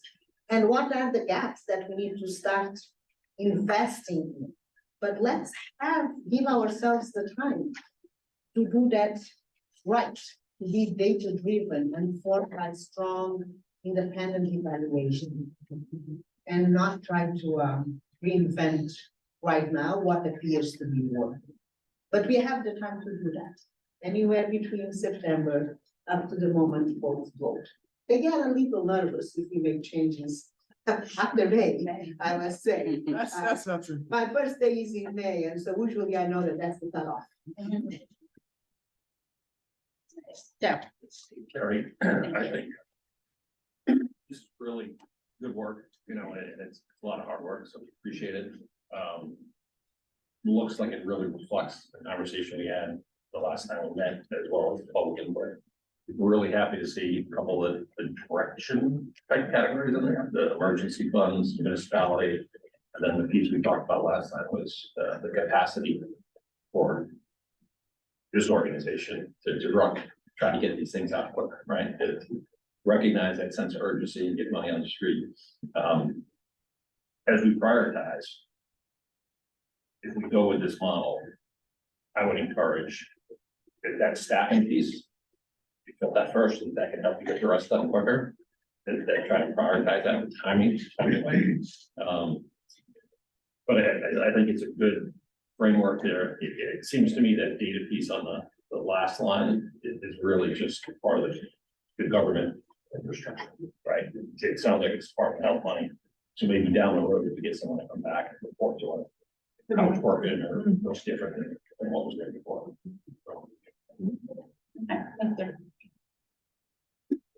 other reactions and.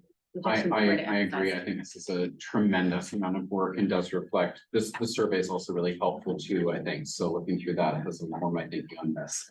To the Assistant Secretary's excellent point too, we'll have our own evaluation data, but then we can learn what is happening in other states as well. I think as of today, we're one of only 10 states that's actually has any money out the door whatsoever. So we don't really know yet what's working well in other states. And in future years, this committee will be able to draw on those learnings as well to inform this discussion. So I think absent of that information or about more evaluation data within, I think this is a fantastic way forward. It's hard to be best in class, y'all.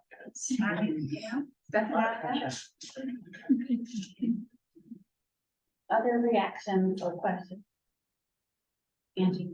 On a survey, I noticed something on oral health.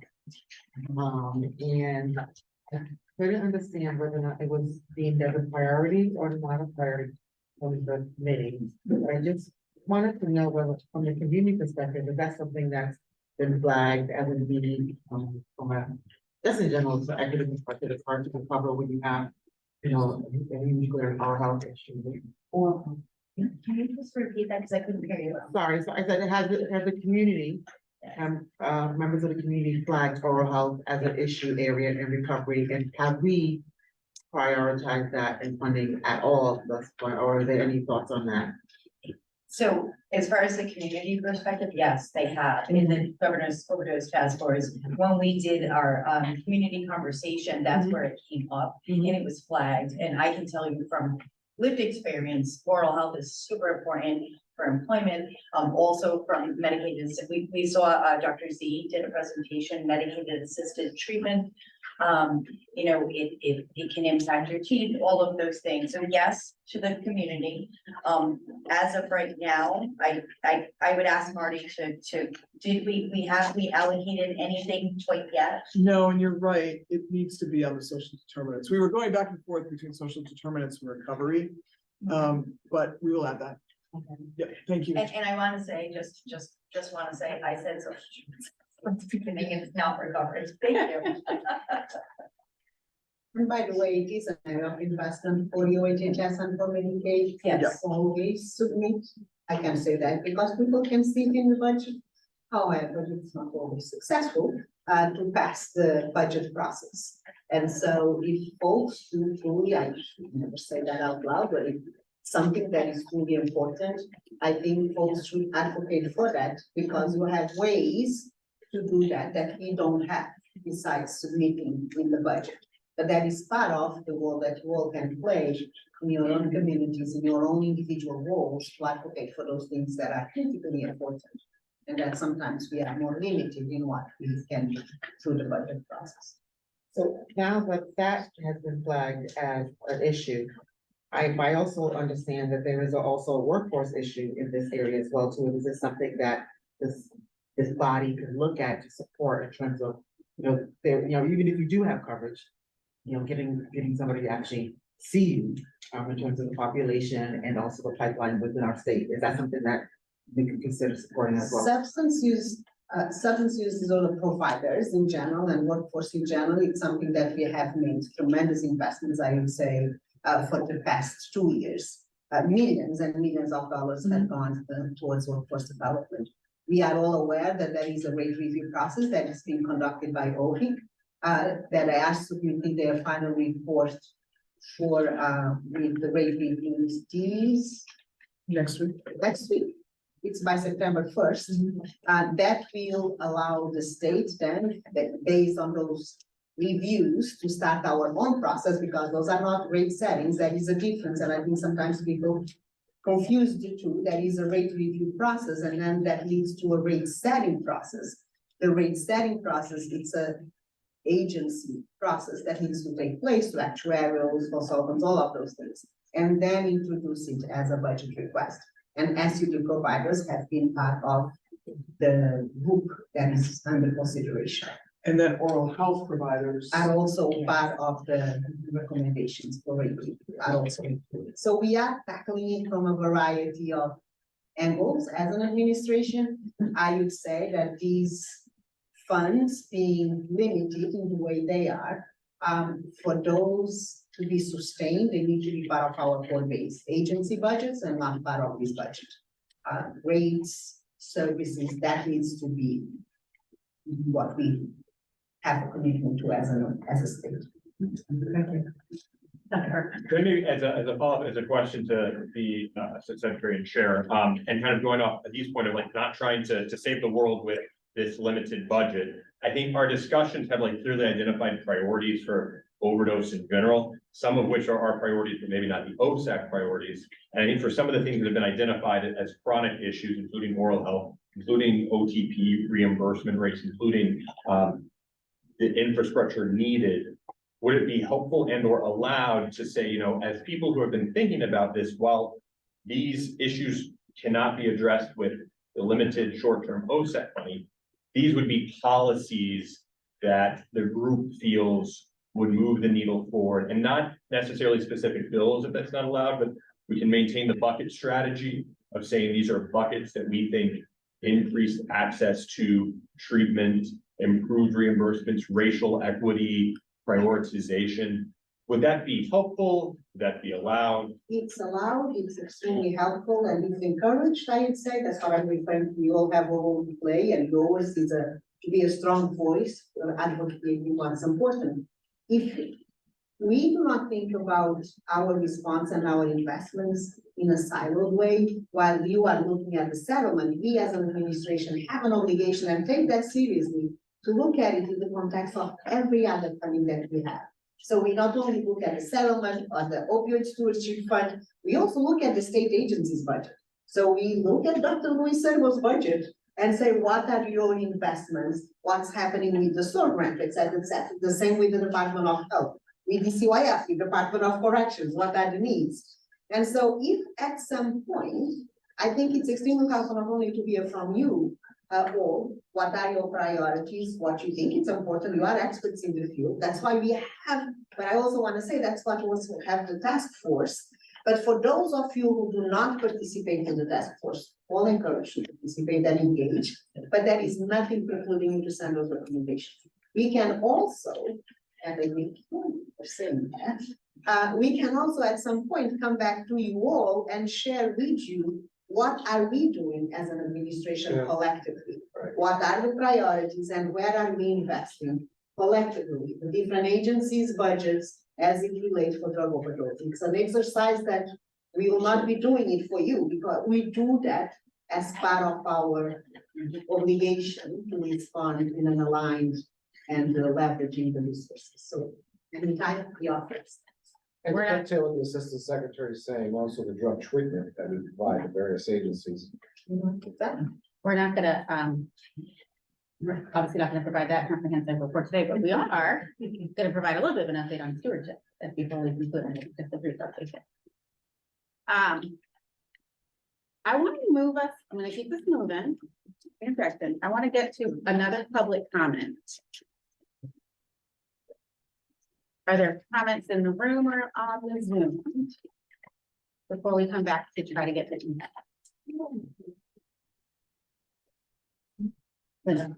Sure, why not? I'm Linda. I just wanted to thank everyone for just seeing the bigger picture. I also wanted to just share the due diligence that goes on behind the scenes. I don't know if you see it all.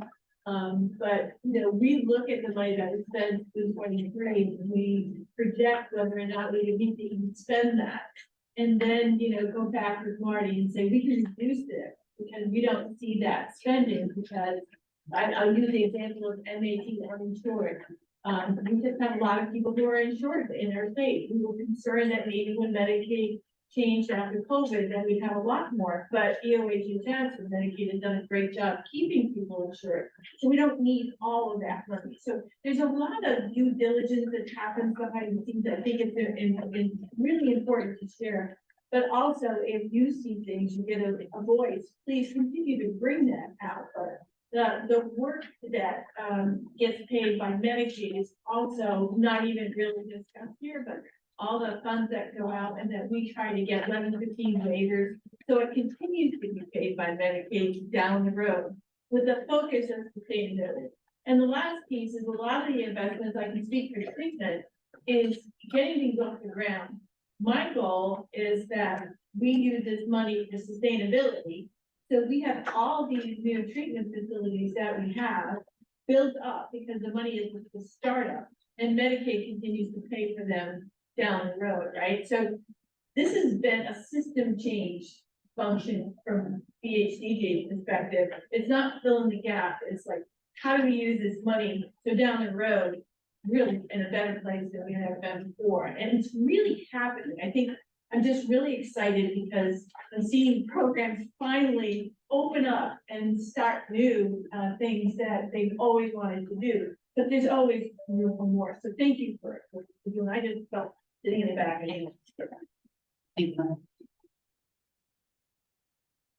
Any other public comment? Okay, seeing none. You don't have your colors, but you have your opposable thumbs. You go back to this one. I think it's- Knowing, let me just summarize over there. We don't love percentages, but we're stuck with looking. It's 7.1 million plus. We have a better understanding of what flexibilities we have, and we have a consensus around the desire to execute on those flexibilities to adjust as we learn more in frankly, the next 6+ months.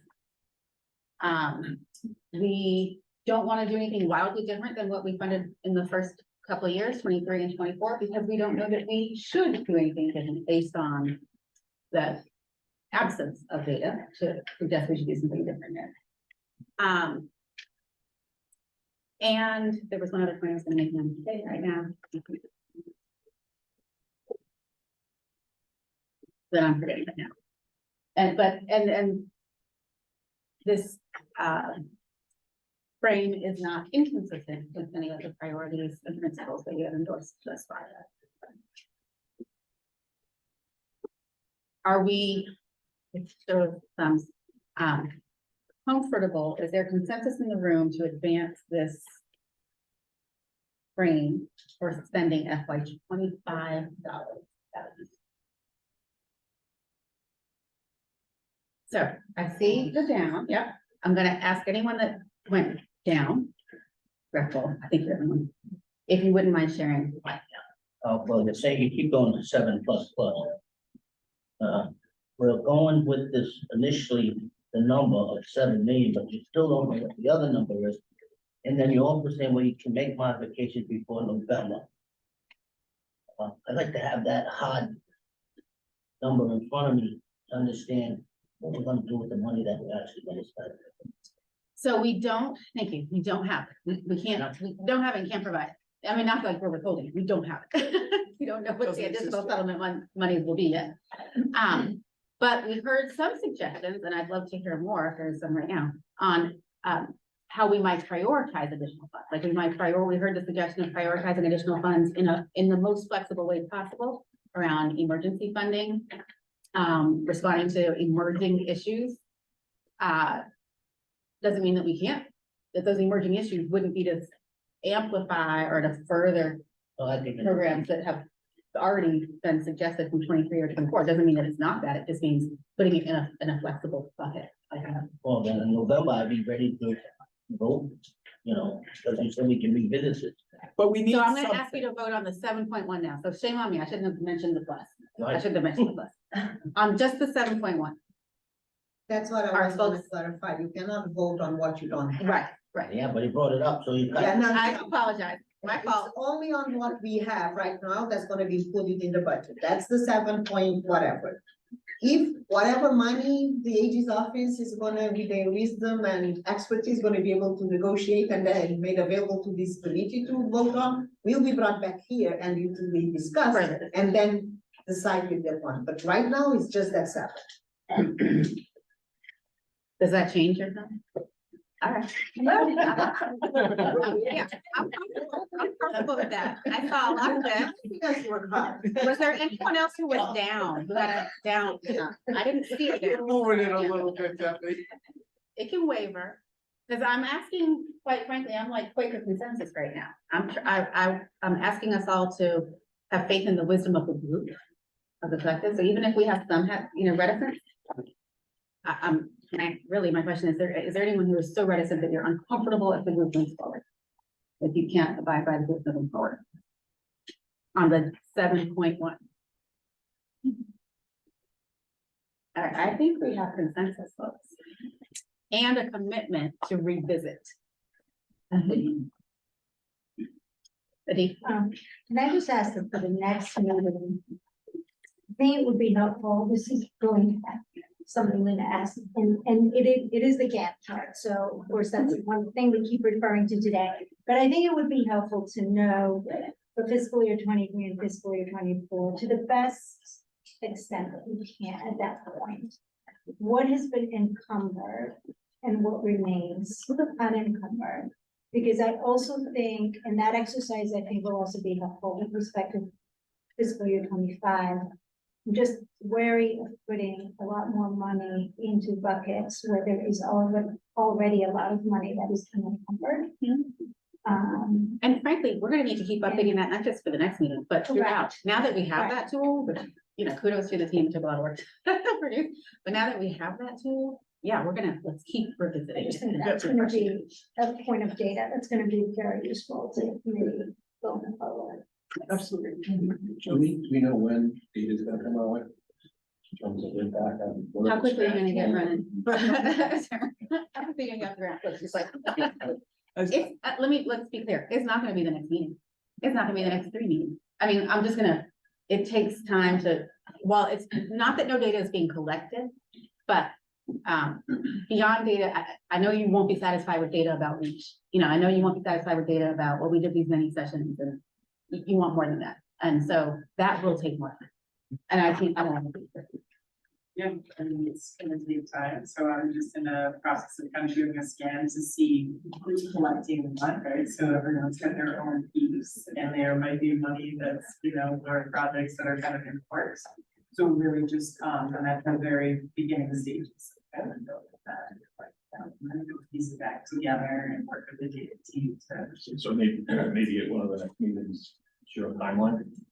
Yeah, and I think, Take the data. I would love to have, we'll have a presentation. I will invite you to present. You know, the Yeah. doctor mentioned some kind of national data that's due out soon. Like, is there a target data right now?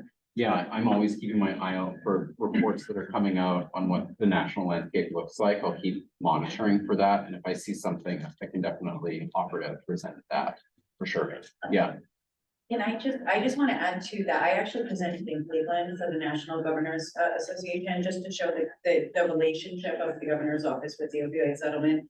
But really what I focused on more in the presentation was really all of what you're all doing. And I can just bring back to you all is like, people are sending me emails still at this point, like they are so excited to see what the opioid settlement committee is doing and like what the state of Rhode Island is doing, and the massive kudos. Even before the opioid settlement committee existed, and Linda, you know, because you've been around here for so long with our projects in the DOC and in many of the other things, so and kudos to you, Director Servo.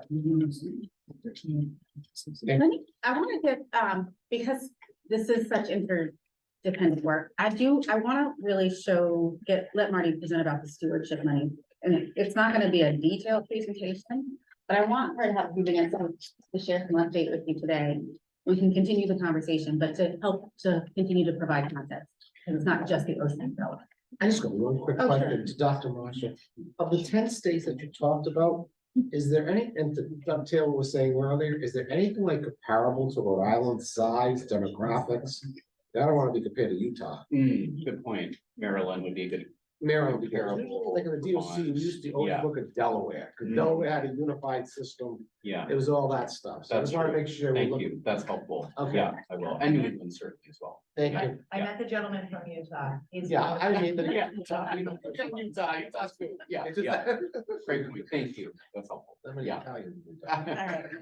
So, I just wanna, I wanna reflect on the stewardship budget. You asked us, in the beginning, you know, could there be more insight into stewardship?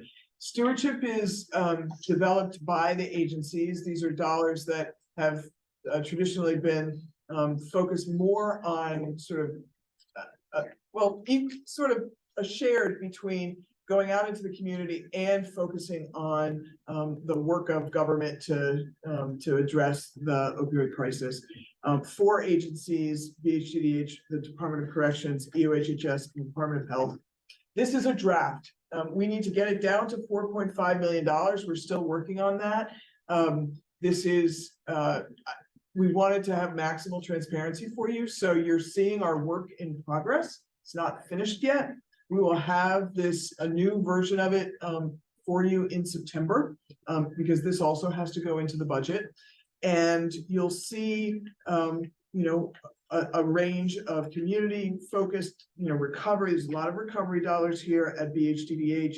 At the Department of Corrections, there are treatment dollars that happen in the Department of Corrections, and we know that, Department of Corrections is not where people should have to go to get treatment, but if they are there, it is, tremendous that they are being supported in treatment when they are in correctional institution.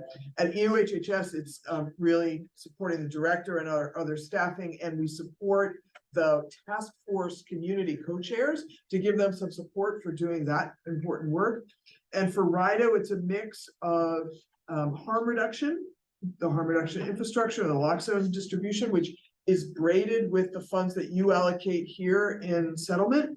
And the kind of data that we are talking about, and I want to be clear that it is surveillance data. It's not like collecting data for evaluation, but it really is the work of the surveillance teams that we really need to know what the crisis is. We wouldn't know about xylazine if we didn't have the surveillance folks. We wouldn't know about fentanyl. We wouldn't have learned about fentanyl years ago without the surveillance team. So it's that and the forensic toxicology work. So that's what we're doing. We're gonna firm that up and we'll get that to you next time.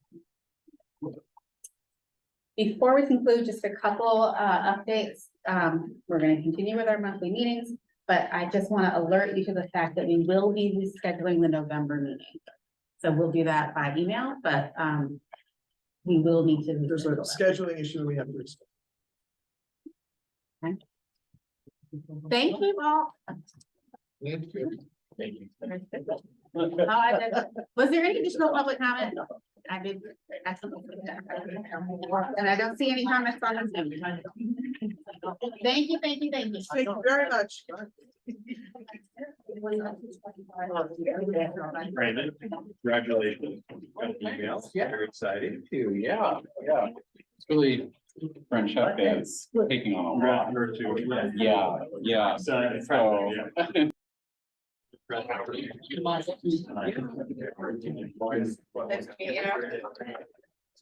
I knew that. I think we might have been on a call together, but I didn't actually know you.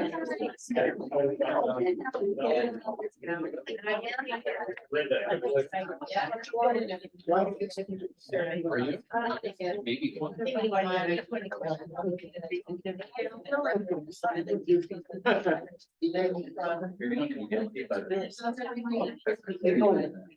Yeah, now it's really more, literally over the summer.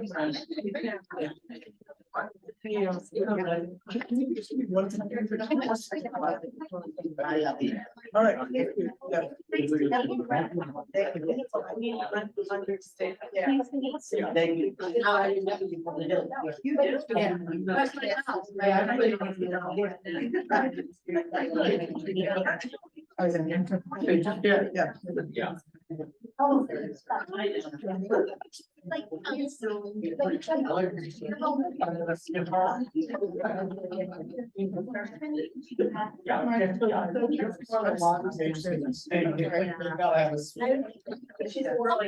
Yeah.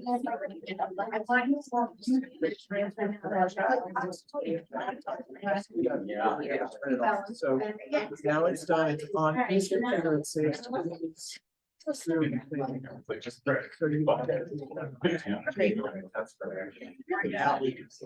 Always good. I think it had.